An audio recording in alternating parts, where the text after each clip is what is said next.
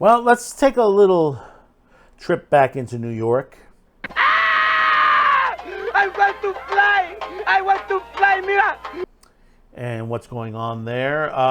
We've discussed many of times about the cannabis rollout here in New York. And if you have to say to yourself that basically this should have not been done anywhere in this country, New York is the perfect example. It has been a total failure. You have several thousand illegal stores in New York City and in upstate that is selling illegal cannabis, untaxed cigarettes, illegal vaping pens, edibles. And the thing about it is that they're the ones making the money.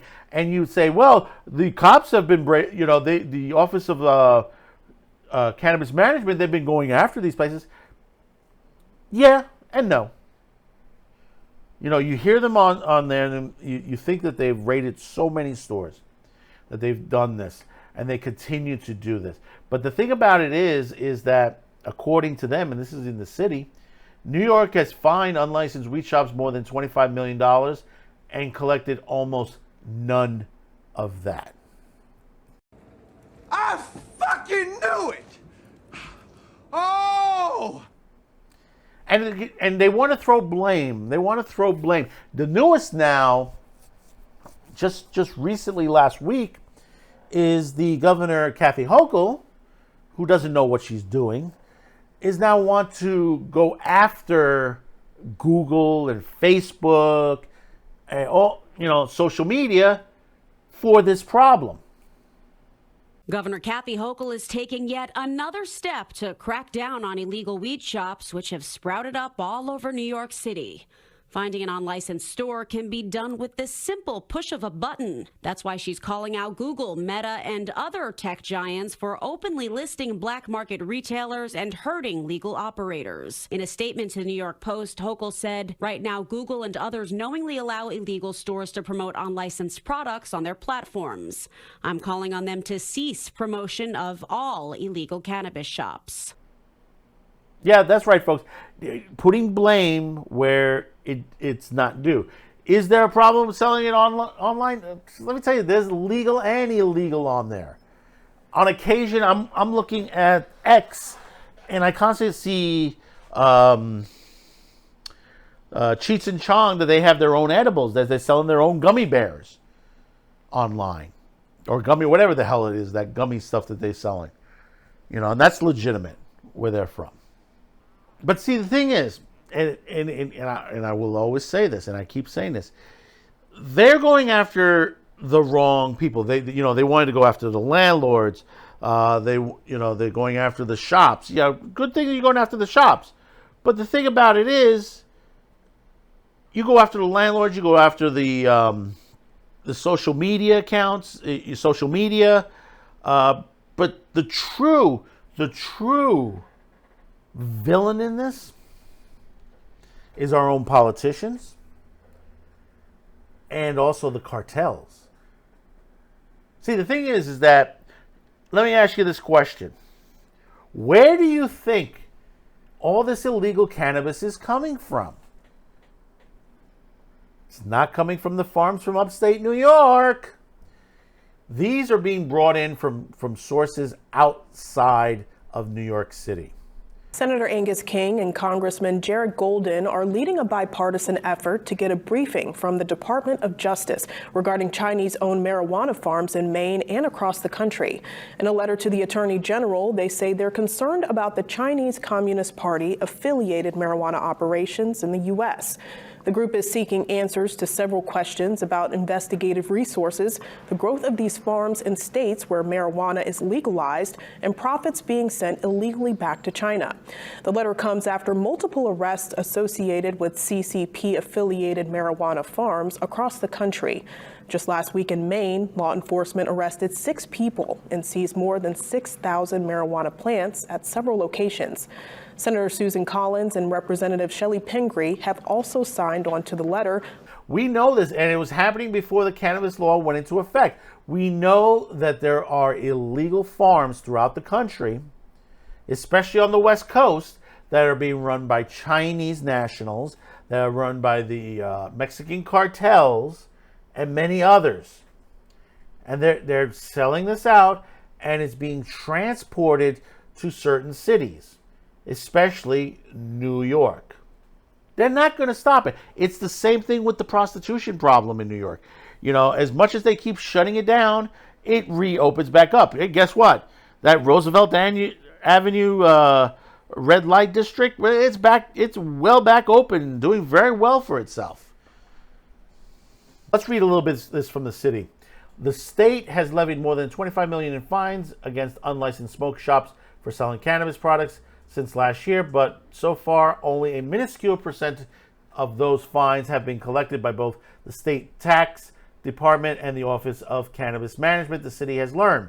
The two agencies were granted greater authority last year to enforce the 2021 cannabis law and began joint raids against smoke shops for selling cannabis products without a license last summer. The levy and collected fines separately, however, the fines may be levied against the individual who operates the smoke shop or the business itself when it's difficult to track down the owner. The Office of Cannabis Management said it has collected 22,500 fines from unlicensed shops. The Department of Taxes Financial has collected 0 fines so far, said sources familiar with the state enforcement progress.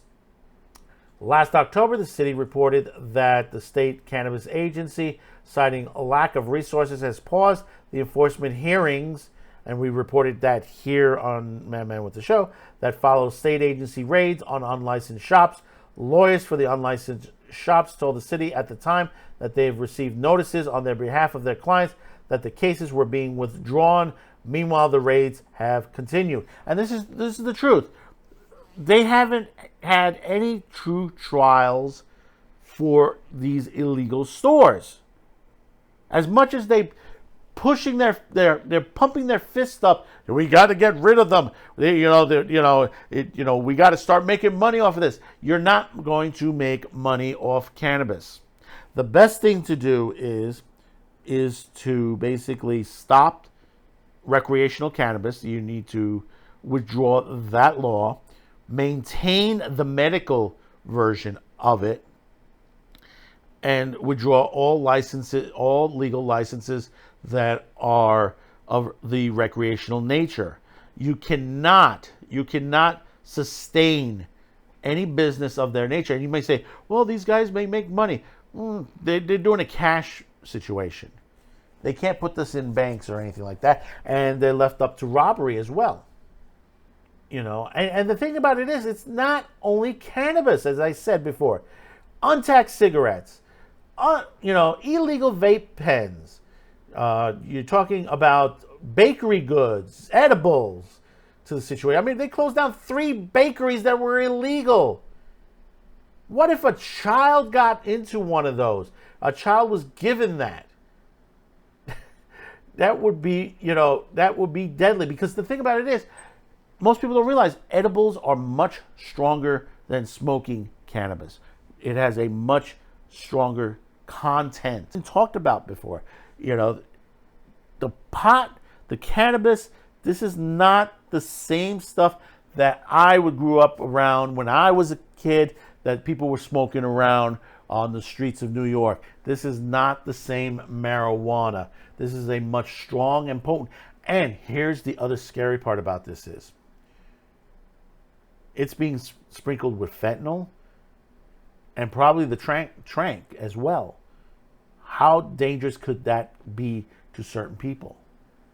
We've heard people have died because of a fentanyl overdose. It can be mixed in with cannabis. People just create these laws and don't even think of the consequences that are going to happen. If you want to, and the thing about it is, this is the reason why they fought to make it legal, is for the medical part of it. Not the recreational, the medical. They just snuck in the recreational part. Oh yeah, we can make it recreational. It'll be like a cigarette. You know, they wanted to get rid of the cigarettes, but yet they brought in cannabis. Cannabis you're smoking. It's still smoke in your lungs. And they said, well, it's natural from the ground. So is tobacco. Where do you think tobacco comes from? Well, they mix it with other stuff. And they don't do that with cannabis? Yeah, they do. Cannabis is processed with other chemicals that you don't realize is in your system. If you're growing it yourself, that's fun, you know, and that's your own personal weed plant, whatever it is, go for it. That's your own personal business. But if you're buying it on the street from someone, buying it from a dealer, someone illegal, or even the legal stuff, I wouldn't even trust either. You know, can you think you could say that it's safe enough that nothing would happen? Think about that and comment. Let me know. Am I crazy? Am I nuts? Or am I straight on? Because this is just continuing to be, you know, we're just delving further and further down the rabbit hole when it comes to the Office of Cannabis Management. They do not know what they're fucking doing. So remember to share this video, comment, like, and maybe today's the day I've earned your subscription. Be sure to hit that button. I thank you very much for those of you who have. We're well over 1,000 subscribers. Once again, thank you for tuning in. Be sure to check out all of our other videos here on Q2Cast TV and Man with the Show. Until next time, thank you for tuning in, and bye-bye now. Thanks for watching, commenting, and sharing this video. And if you haven't yet, please subscribe as this helps the reach of this channel. Finally, as a content viewer, you have the ability to help support this channel, as new internet laws around the world will diminish our reach and affect our sponsors. If you choose to help, there are two ways listed in the description below. The first link will lead you to a pay site where you can make a monetary donation. The second will lead you to our gear shop where you can buy shirts, mugs, and other gear. Discounts will be listed on the site. Once again, thank you for watching and your support.